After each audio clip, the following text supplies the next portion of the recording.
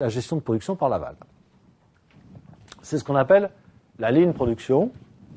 Je pense qu'il est utile que vous connaissiez ce terme. La ligne production qui signifie simplement la production juste à temps. On ne produit que ce qui a été vendu. Voilà les principes de la ligne production. Juste à temps et flux tendu. Just in time en anglais. Donc on peut utiliser ça aussi. Et flux tendu, donc ça veut bien dire ce que ça veut dire. Ça veut dire que d'une part, la production va être poussée par le client et que, en conséquence, il va falloir que les opérations de production soient rapides. Qu'est-ce qui rend moins rapides les opérations de production ? C'est l'interruption du flux de production par les stocks.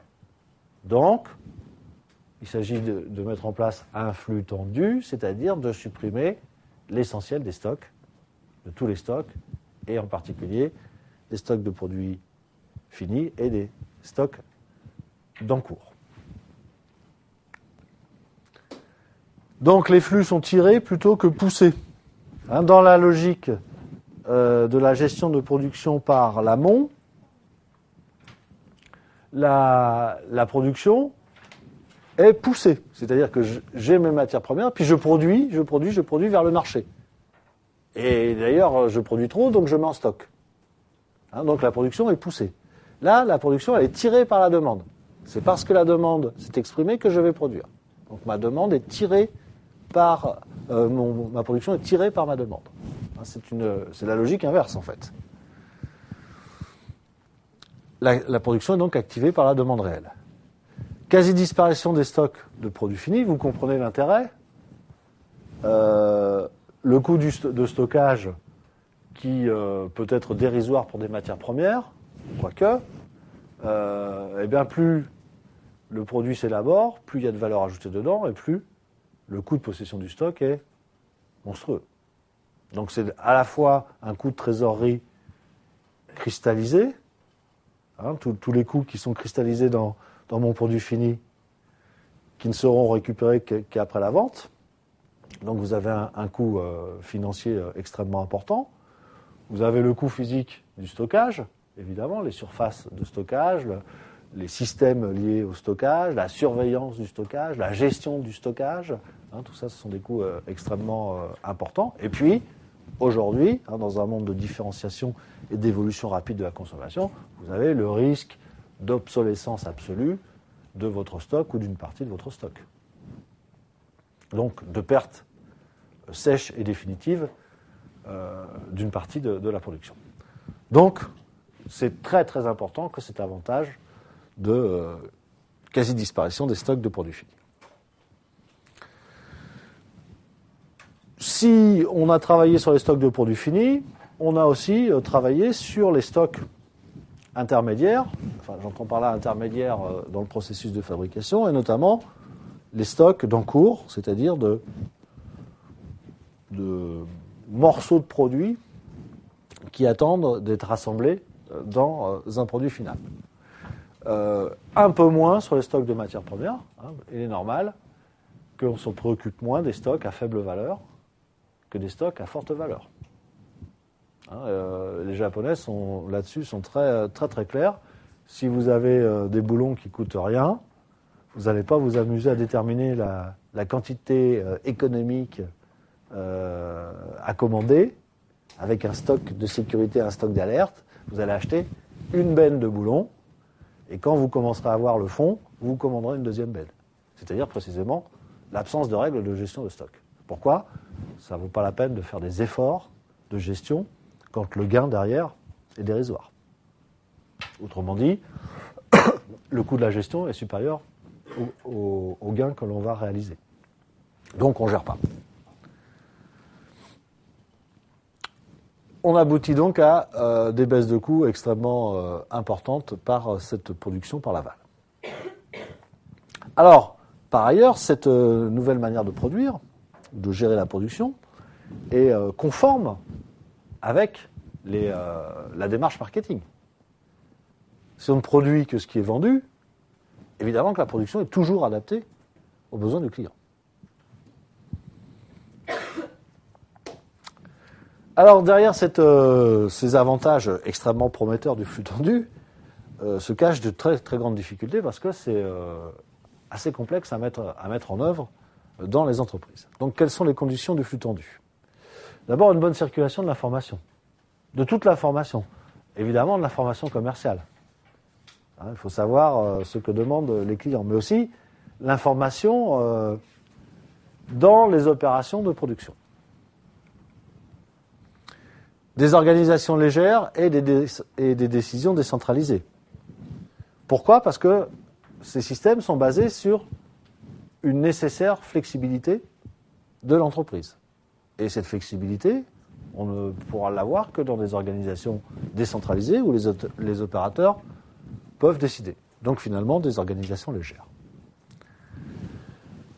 Très important, c'est pour ça que les Japonais, en même temps que leur modèle de pilotage de la production, eh bien, ont adopté aussi un modèle de management de la qualité totale, puisque on est obligé, dans ce système de production, d'avoir une très grande fiabilité des produits.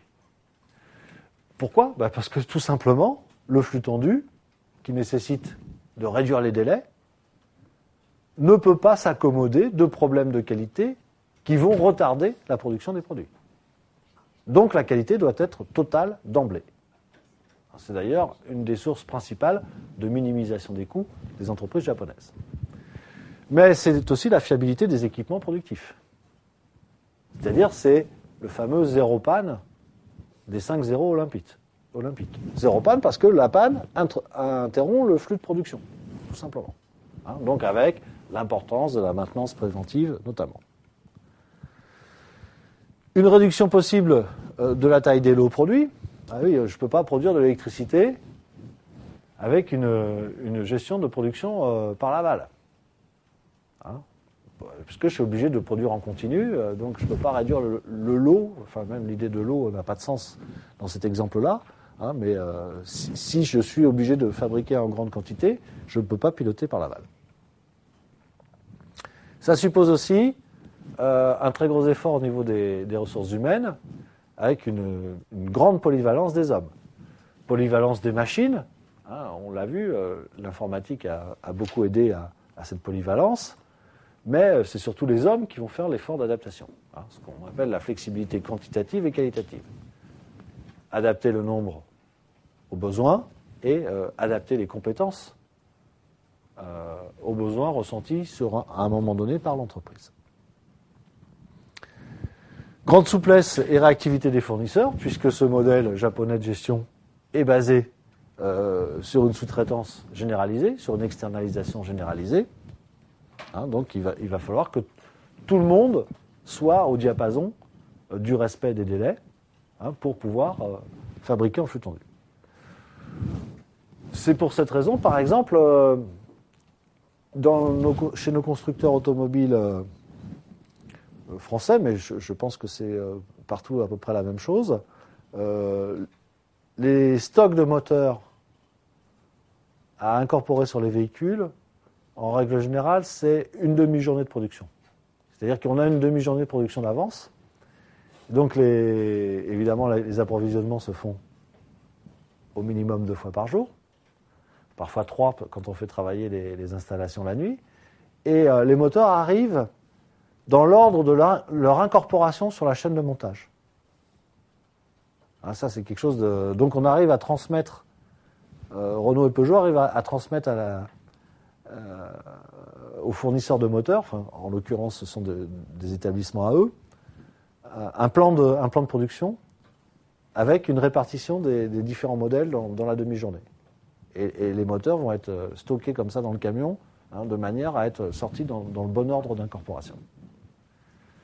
Donc, c'est ça qu'on appelle la grande souplesse et réactivité des fournisseurs des sous-traitants. Finalement, c'est quoi tout ça? Eh bien, ce sont les 5 zéros olympiques, slogan japonais pour motiver et impliquer le personnel. C'est le zéro délai, le zéro panne, le zéro stock, le zéro défaut et le zéro papier. Le papier, étant anecdotique, qu'est-ce qu'il veut dire? Il veut dire qu'une entreprise qui écrit beaucoup est une entreprise qui se bureaucratise. Et une entreprise qui se bureaucratise est une entreprise qui n'est pas flexible. Et le modèle de l'entreprise japonaise et de la gestion de la production à la japonaise est un modèle flexible. Alors, voilà comment se passe un pilotage par l'aval. Donc, imaginez, là vous avez le client, après le poste 3, le client a acheté le produit. Donc, le distributeur a averti l'entreprise et il y a un produit qui est en train d'être fabriqué par le poste 3. Mais en même temps, puisque on va utiliser ce produit fabriqué, il va falloir en fabriquer un autre. Donc on va transmettre des informations au poste 2 pour qu'il fournisse les composants nécessaires au montage du nouveau produit. Et ainsi de suite. Et le poste 2, lui, pour fabriquer ses composants, a besoin d'un certain nombre de composants ou de matières premières qu'il va commander au poste ou à l'activité qui est strictement avant lui, etc. Donc on va remonter du produit fini vers la matière première, alors que dans le système traditionnel, on passe de la matière première au produit fini. Voilà la différence. Ici, les Japonais, ils mettent un stock tampon. Entre deux ateliers, il y a un stock tampon. Ce stock tampon, il est là précisément pour pouvoir absorber les augmentations de demande soudaines. Et il va contenir un certain nombre de pièces. La règle de détermination précisément de combien de pièces dans chaque container entre chaque poste, eh bien, c'est déterminé empiriquement. On essaye avec 40 pièces, on regarde, on se dit, bah tiens, 40 pièces, le container n'est jamais vide. Donc on va essayer avec 30 pièces. Ah, il n'est jamais vide non plus. On va essayer avec 25 pièces. Ah tiens, on arrive en rupture de stock, là on a une interruption de production, parce que 25 pièces, c'est pas assez. Donc on sait que c'est entre 25 et 30. C'est une détermination empirique, en fait. Donc voilà comment se passe la gestion de production par l'aval. Avantages et inconvénients du juste à temps et du pilotage par l'aval. Alors, au niveau des critères financiers, il y a des coûts potentiels induits par le juste à temps. D'abord, des problèmes éventuels de surcapacité et, à l'inverse, des risques de rupture. On n'est pas du tout sûr, en cas de grande variation de la demande, d'avoir les capacités nécessaires ou au contraire d'utiliser pleinement les capacités. Les lignes de production sont plus coûteuses puisqu'elles reposent sur des technologies programmables et connectées à une informatique de production. Donc, machines plus coûteuses. La qualification des hommes est plus élevée, donc on peut penser que le coût du travail va augmenter. Les hommes, soit sont dans l'enrichissement des tâches pour faire du contrôle qualité, par exemple, soit sont dans la polyvalence. Donc, on peut supposer que c'est un coût. On a des coûts logistiques qui sont augmentés, puisqu'on transporte plus en petites séries et on se fait approvisionner en juste à temps. Et le système d'information est plus coûteux, bien évidemment, puisque c'est le nerf de la guerre que la maîtrise de l'information dans ces systèmes de production. Par contre, il y a aussi de nouveaux avantages. Réduction du coût de possession des stocks, de produits finis pour l'essentiel, je vous rappelle. La baisse des coûts de nos qualités. Pour que ça fonctionne, il faut de la qualité, donc on n'a plus à supporter les coûts de la non-qualité. Réduction du risque de stock mort. Qu'est-ce qu'un stock mort ? Eh bien, c'est un stock qui est devenu obsolète et qu'on ne peut pas valoriser. D'accord ? Donc c'est une perte sèche pour l'entreprise. Et enfin, on aurait peut-être dû commencer par là, parce que c'est le principal avantage visé, l'adaptation de l'offre à la demande. Forcément, puisque c'est la demande qui tire l'offre. Au niveau des critères non financiers, alors, il y a des risques qui sont introduits par le juste à temps. risque d'interruption de la production, la variabilité du temps de travail et des effectifs. Eh oui, hein, en fonction comme on ne peut pas lisser la production puisqu'on la réalise quand la demande s'exprime, eh ben, on prend le risque que les hommes, à certains moments, soient sous-occupés, les hommes et les machines. Plus grande fragilité et complexité sociale, humaine et technique. Les systèmes sont plus spécialisés et donc ils sont plus fragiles. Hein, pensez qu'aujourd'hui, chez Renault, suffit de bloquer l'approvisionnement en moteur et vous paralysez l'ensemble de l'entreprise. Hein, donc c'est ça qui signifie plus grande fragilité. Hein, il y a des endroits névralgiques aujourd'hui dans l'entreprise et si cela ne fonctionne pas, eh bien c'est l'ensemble de l'entreprise qui ne fonctionnera pas. Avantage non financier du juste à temps, réduction du délai de livraison, hein, puisque on a optimisé les flux, réactivité aux variations de la demande, quantitative et qualitative, amélioration de la qualité, allègement du contrôle. Il n'y a plus de contrôle qualité. Hein, dans les entreprises japonaises, il n'y a plus de contrôle qualité puisque la qualité est intégrée au travail de chaque opérateur. C'est plus la peine de faire un contrôle qualité a posteriori. Meilleure flexibilité, meilleure formation, meilleure implication, meilleure motivation du personnel.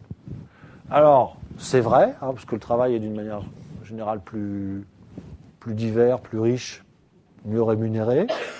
L'entreprise considère mieux ses salariés puisqu'elle prend le temps de les former, et que c'est extrêmement important. C'est vrai, mais en même temps, il ne faut pas cacher une autre réalité, c'est que le travailleur juste à temps, c'est énormément stressant pour les salariés. Hein, la contrainte, c'est plus le contremaître, c'est plus la chaîne, mais c'est le client qui attend. Et ça peut mettre, dans un certain nombre de cas, une pression considérable sur le dos des salariés. Hein, donc ces avantages en termes de ressources humaines et de travail, ils sont à relativiser aussi.